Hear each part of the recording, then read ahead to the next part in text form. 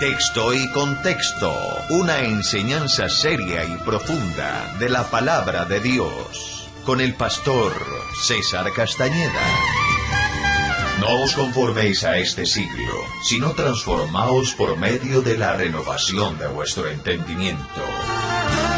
Texto y contexto presenta Iglesia Cristiana, Palabra y Renovación.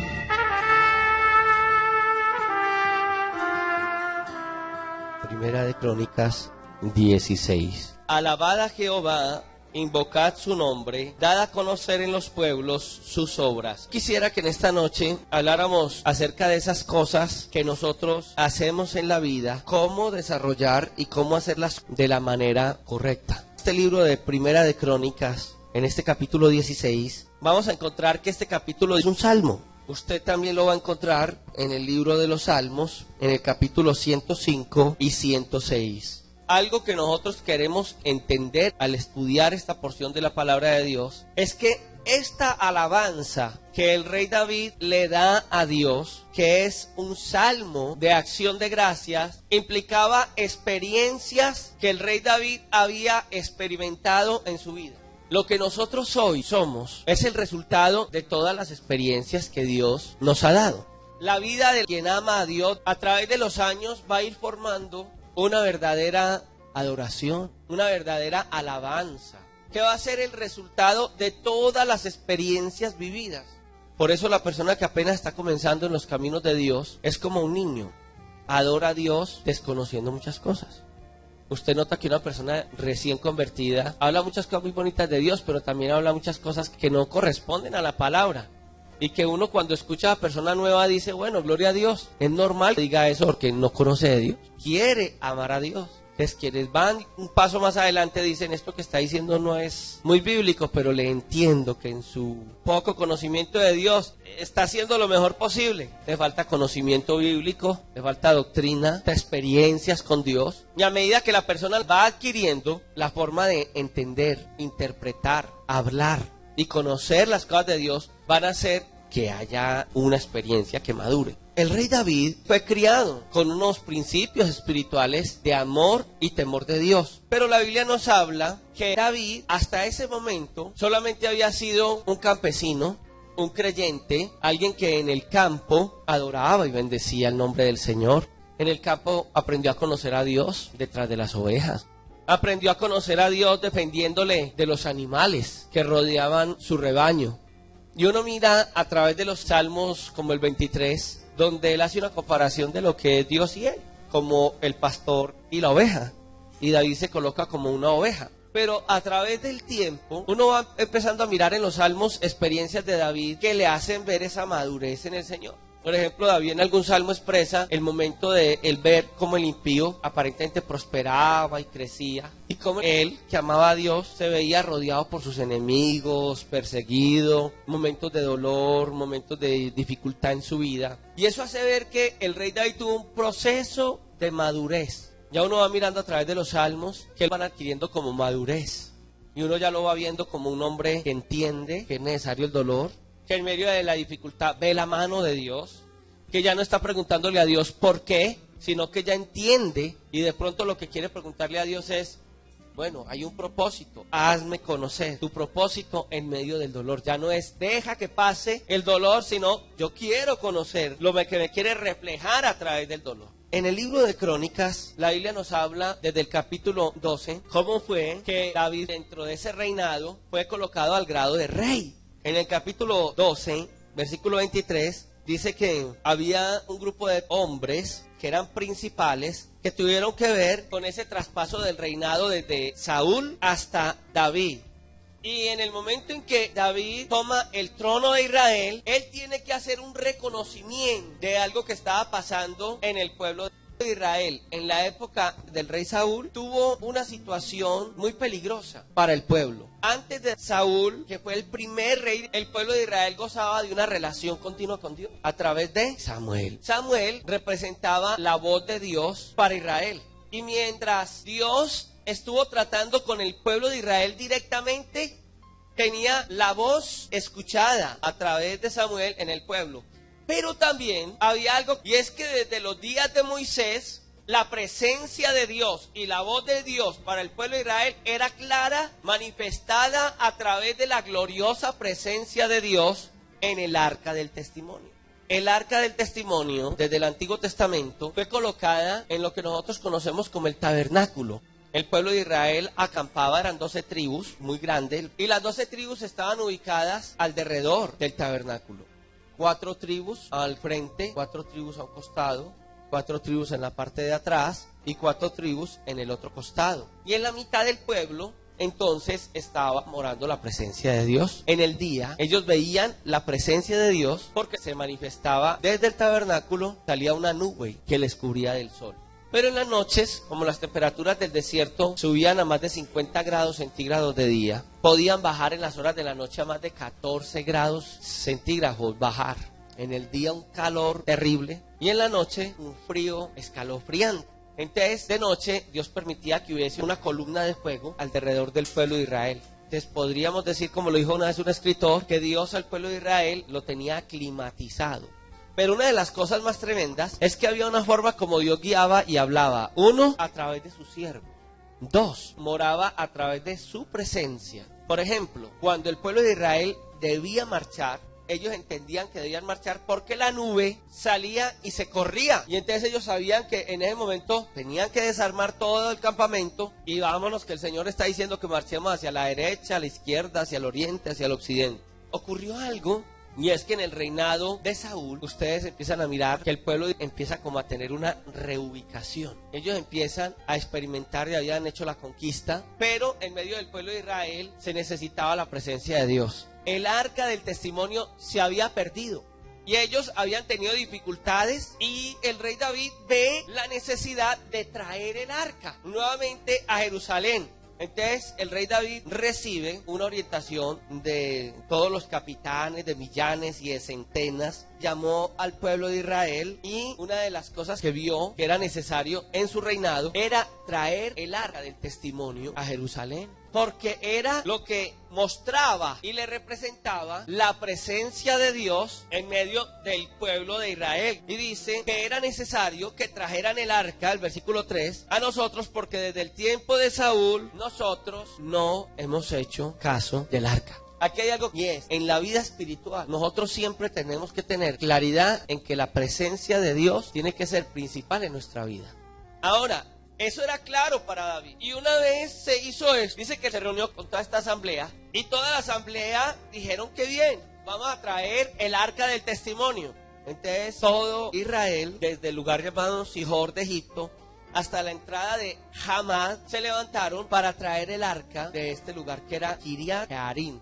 Y dice que subió el rey David con todo Israel a este lugar para traer el arca de Jehová en medio del pueblo. Ya recordamos que representa el arca de Jehová, ¿cierto? La presencia de Dios. El arca de Jehová es la voz de Dios. El arca de Jehová es entender y conocer los planes y propósitos de Dios. Y como lo dice el texto bíblico, desde los días de Saúl se había abandonado el principio de la palabra en medio de ello. Entonces dice que llevaron el arca de la casa de Abinadab, y para llevar el arca ellos hicieron un carro nuevo que era guiado, lastimosamente al arca del testimonio la montaron en un carro guiado por bueyes. Hasta ahí. Ellos vieron la necesidad de traer el arca y la trajeron. Consiguieron un carro bien bueno, lo hicieron bien bonito, nuevo, unos buenos bueyes. Yo me imagino que escogieron los mejores y montaron el arca del testimonio ahí en el carro. Fuera de eso, nosotros nos damos cuenta de que hay un personaje que se llama Usa. ¿Quién era Usa? Usa estuvo junto al arca del testimonio durante 20 años. Y uno se da cuenta a través del texto bíblico que a pesar de que Usa estuvo por un periodo de 20 años cerca al arca, a él, siendo una persona que conocía de la ley de Dios, porque ¿quién era Usa? Usa era un sacerdote. Usa había estado cerca al arca, pero había ignorado lo que Dios había hablado en cuanto al arca. Por eso cuando vienen y traen el arca, usted lo va a mirar por allá desde el versículo 9 en adelante, el capítulo 13, dice que cuando llegaron a la era de Kidón, el arca del testimonio se tambaleó en el carruaje, y Usa, para que el arca del testimonio no se cayera del carruaje, Usa extiende la mano para que el arca no cayera, e inmediatamente Usa cae muerto. Y aquí hay algo tremendo. ¿Por qué? La palabra del Señor dice en la ley que el arca no podía ser llevada por bueyes, ni en carros bonitos o feos. El arca tenía que ser llevada a cuesta por los sacerdotes. Nadie más podía cargar el arca sino los sacerdotes de Dios. Cuando tenía esta actitud, ignoró. Bueno, la palabra del Señor dice que ellos habían dejado de escuchar la voz de Dios. Ignoró la palabra de Dios para poner en práctica lo que la palabra demandaba del acercarse a Dios. Y yo quiero aquí hacer un alto, porque muchas veces dentro del deseo que los seres humanos tienen de acercarse a Dios, se cometen muchos errores. Por ejemplo, hay gente que quiere acercarse, y cuando usted y yo no éramos creyentes, pensábamos que estábamos alejados de Dios. Entonces, cuando nosotros estábamos en ese mundo, en esa religiosidad, y queríamos acercarnos, pensábamos que la mejor manera era arrodillarnos frente a un cajón negro, confesar los pecados, y era una buena forma de acercarnos a Dios. El problema que era que después de que salíamos de ese lugar, volvíamos al vicio, a las andanzas, al rencor, a la vida antigua, porque pareciera que no había un sentido en esa situación. ¿Sabe que cuando nosotros ya estamos hoy en los caminos de Dios, nos hemos acercado a Dios, y Dios a través de la palabra está haciendo una obra en nuestras vidas, pero nos es necesario aprender a acercarnos a Dios? Porque si nosotros no nos aprendemos a acercar, nos va a pasar lo que le pasó a Usa. ¿Por qué? Porque nosotros tenemos que, a la luz de la palabra, entender cómo acercarnos. La palabra de Dios, por ejemplo, dice que delante de Dios no entra cosa inmunda. La palabra de Dios habla que hay que acercarnos con acción de gracias, que hay que acercarnos con alabanzas, que hay que acercarnos con reverencia. Por eso nosotros en la casa de Dios debemos entrar reverentemente. La casa de Dios no es una discoteca, sino que es un lugar donde venimos y tenemos reverencia. La casa de Dios es más que este salón, porque el Señor mora en nuestro corazón. Este lugar refleja lo que puede ser nuestro corazón, pero la casa de Dios está en nuestro corazón. Y nuestro corazón tiene que estar dispuesto para que la morada de Dios sea nuestro corazón. Entonces, el Señor habitaba en el tabernáculo, que era un lugar limpio para Él. Era un lugar donde se hacían continuamente sacrificios. Era un lugar donde era tan tremenda la morada de Dios que el único que podía acercarse a Dios una vez al año era el sumo sacerdote. Ahora, desde este punto de vista, la Biblia dice que nosotros ya somos sacerdotes del nuevo pacto. Pero el hecho de ser sacerdotes del nuevo pacto implica que nosotros nos vamos a acercar limpios, que hemos de tener nuestra vida a la altura de la presencia de Dios.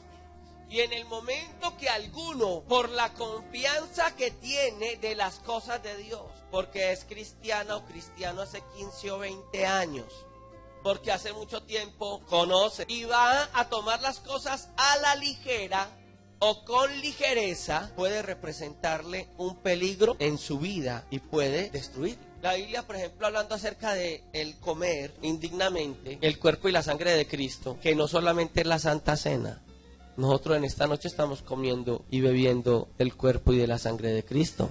¿Entiende por qué? Porque eso es la palabra. La Biblia dice que el que lo hace indignamente, juicio come y bebe. Y que el resultado de hacerlo de esa manera representa enfermedad y debilidad espiritual. Y la enfermedad en la que representa no solamente puede ser una manifestación física, sino enfermedad espiritual y muerte espiritual. Entonces uno mira en el caso del tabernáculo que a pesar de que Usa era sacerdote y llevaba 20 años cerca al tabernáculo, al arca, dice la palabra que la furia de Jehová se encendió contra Usa y lo hirió. Y alguien dirá, pero imagínense, fueron 20 años cuidando el arquita y de un momento a otro, porque se iba a caer, y él intentó ayudarle a Dios.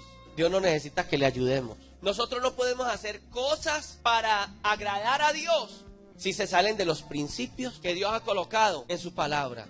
Y dice que David tuvo dolor en ese momento porque Jehová había quebrantado a Usa. Y aquel lugar David lo llama Pérez Usa. Pérez traduce quebrantamiento. Fue llamado quebrantamiento. Y David entonces toma una decisión y dice, un momentico. El arca no la voy a llevar a Jerusalén todavía. Voy a hacer un alto porque creo que todavía no estoy preparado para que Dios more en Jerusalén. Y es verdad, porque David había pensado en traer el arca, pero se le había olvidado algo. ¿A dónde lo iba a meter? ¿A dónde iba a meter al Señor? Para nosotros que hemos creído en el Señor, necesitamos que el arca, que la presencia de Dios que va a habitar en nuestros corazones, more dentro de nosotros. Pero para que el arca de Dios more en nuestro corazón, tenemos que tenerle al Señor preparada una casa con las condiciones para el arca. Porque la Biblia dice que Él no mora, ¿en dónde? Él tiene que morar. Y Él quiere morar hoy en día en corazones, pero en corazones dispuestos, en corazones limpios, en corazones lavados. Y ahí es donde hay que hacer un alto en el camino. Porque muchas veces nosotros tenemos grandes deseos con Dios. Queremos que Dios nos use. Queremos que Dios toque nuestra vida. Le hemos pedido al Señor que haga algo. Le decimos a Dios, usa mi vida, toma mi corazón. Y la pregunta es, ¿le estamos pidiendo al Señor que haga algo en el lugar que no es el adecuado? ¿En nuestra vida el lugar adecuado para que Dios haga lo que tiene que hacer? ¿O sencillamente nos emocionamos mucho, levantamos las manos y decimos, yo quiero que usted me tome, yo quiero temblar, yo quiero que usted me tome y que me dé a mí como ese beriberi o un ataque epiléptico, Señor, y quiero sentir a la presencia? ¿Para qué? ¿Cuál es el propósito? ¿Porque hemos visto que otras personas lo hacen? ¿Porque levanta como un respeto de los demás? ¿O porque realmente hay un anhelo en nuestro corazón de morir a nosotros mismos y de que Dios haga con nosotros lo que Él quiera? Entonces uno mira que mientras David deja el arca en Obed-edom durante 3 meses, suceden cosas especiales. La primera, que Dios bendice en esos 3 meses de una manera increíble a Obed-edom. No era cualquier personaje Obed-edom. Era alguien que tenía una casa dispuesta para Dios. Era una casa transitoria, pero tenía un corazón dispuesto.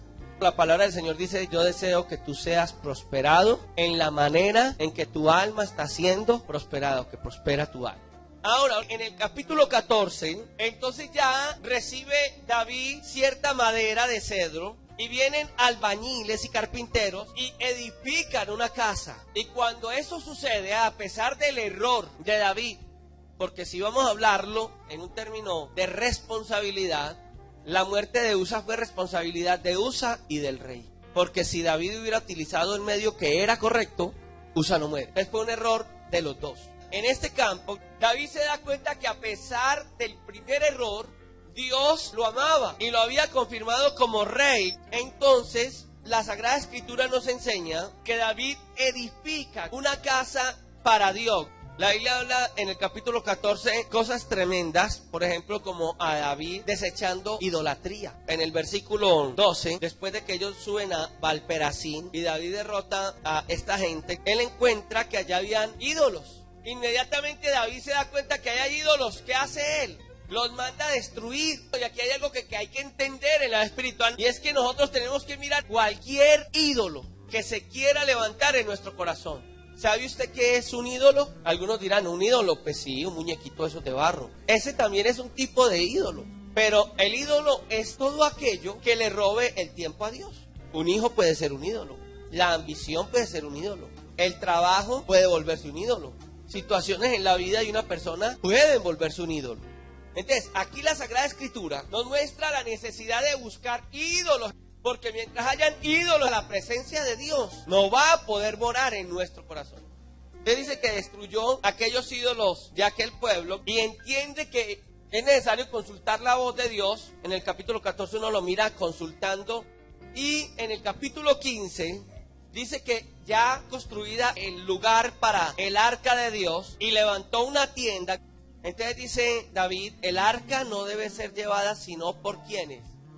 Ya había consultado, ya sabía cómo es que tenía que ser. Y dice, porque a ellos ha elegido Jehová para que lleven el arca de Jehová y le sirvan perpetuamente. El arca no debe ser llevada sino por quién. Aquí hay una pregunta. Si el arca no debe ser llevada sino por levitas, ¿qué hacemos nosotros hoy en día? ¿Cómo tener la morada de Dios en nuestras vidas? La Biblia nos lo ha enseñado. Hebreos dice que nosotros somos ministros del nuevo pacto, reyes y sacerdotes. Y la pregunta que Dios nos daría a nosotros es, si estás preparado como un sacerdote delante de Dios, ¿corresponden los actos, los pensamientos y todo lo que rodea tu vida a lo que es un sacerdote de Dios? Hay una morada preparada aquí para que Dios pueda hacer algo a través de nosotros y la presencia de Dios pueda guiar nuestras vidas. O de pronto esa escasez de respeto puede hacer que nosotros perdamos delante de Dios. ¿Es Dios el que ocupa el primer lugar en nuestras vidas? ¿O le irrespetamos y dejamos de hacer lo que tenemos que hacer para Él porque osa alguna actividad irrumpir en ese primer lugar? Es que es fácil desenfocarnos. Hay cosas que nos tienden a desenfocar. La economía, la familia, ciertas responsabilidades. ¿No se da cuenta que a veces es más fácil decirle a Dios no que decirle no a un patrón, a la familia y a otras cosas que se nos presentan? Es más fácil postergar lo espiritual que postergar lo material. Entonces David en ese momento dice, no, el arca ha de transportarla solamente el sacerdocio. Y dice que David convocó nuevamente al pueblo, pero reúne aparte a Aarón y a los levitas. Claro, él trae también cantores, porque dice la palabra de Dios que llamó a los hijos de Coal, a los hijos de Merari, a los hijos de Gerson, a los hijos de Elisafán, Semaías, a los hijos de Hebrón, de los hijos de Uziel, y dice que a los sacerdotes Sadó, Abiatar, a los levitas, y da nombre de los levitas, y dice que él reunió todos estos principales de las familias y les dijo, santificaos vosotros y vuestros hermanos, y pasad el arca de Jehová, Dios de Israel, al lugar que ya está preparado. Ya no era improvisado. Es que a Dios no le podemos improvisar espacio.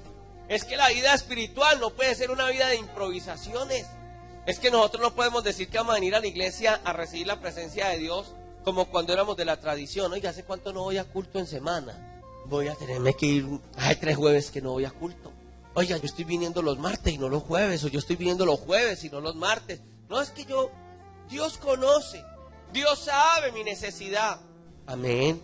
Y como Él sabe la necesidad, más que Él sepa, tú y yo tenemos que ser conscientes de abrirle a Dios espacio para que more en nuestros corazones.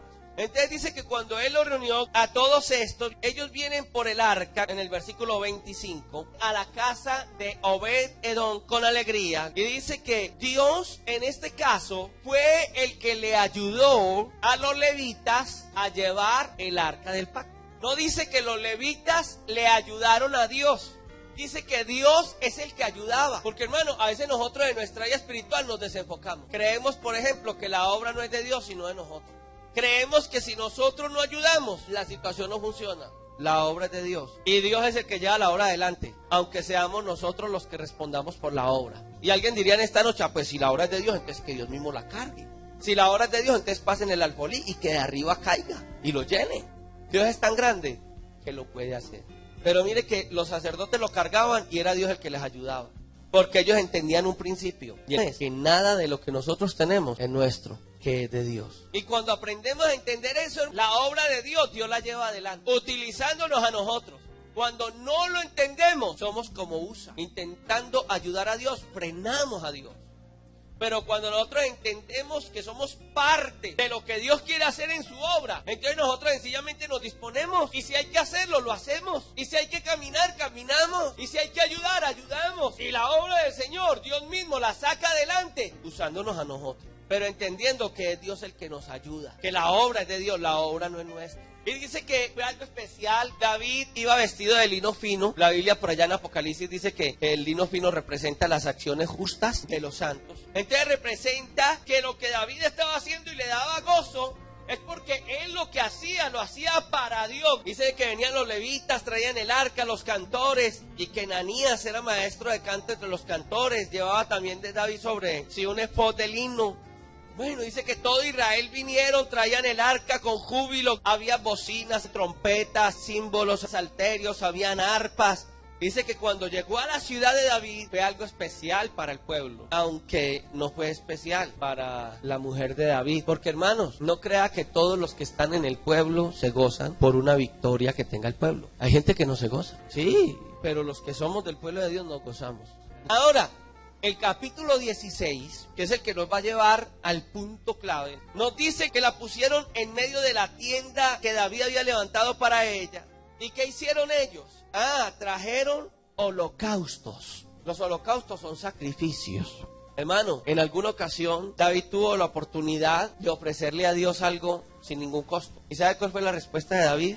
Yo no quiero ofrecerle a Dios un sacrificio que no me cueste nada. ¿Por qué? Porque es mi sacrificio. ¿Se acuerda la mujer aquella en el templo? ¿Qué fue lo que dio esta viuda? ¿Y a cuánto ascendía eso? Eso era lo mínimo. No había más, no tenía más. Pero lo más tremendo es que ella dio lo que tenía. Todo lo que tenía. Y los ricos daban cantidades. ¿Y qué fue lo que Dios vio? El sacrificio. Lo otro que hicieron los demás no lo vio. Él vio el sacrificio de la viuda.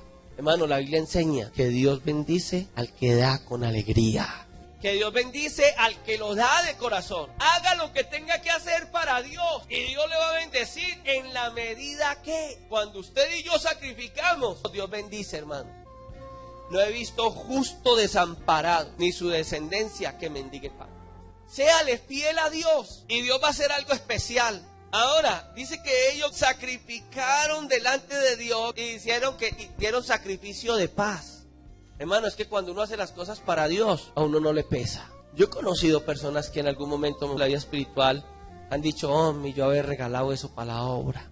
Oh, yo haber dado tal cosa. Hermano, gloria a Dios. Dele gracias a Dios que usted lo hizo. Ay, hermano, me duele. Las cosas que se hacen con Dios son de bendición. Y no hay dolor, sacrificar para Dios. Él dice que Él los trajo y bendijo todo el pueblo mientras lo traía el nombre de Jehová. Y dice que cada uno se gozaron y fue una fiesta delante de ellos.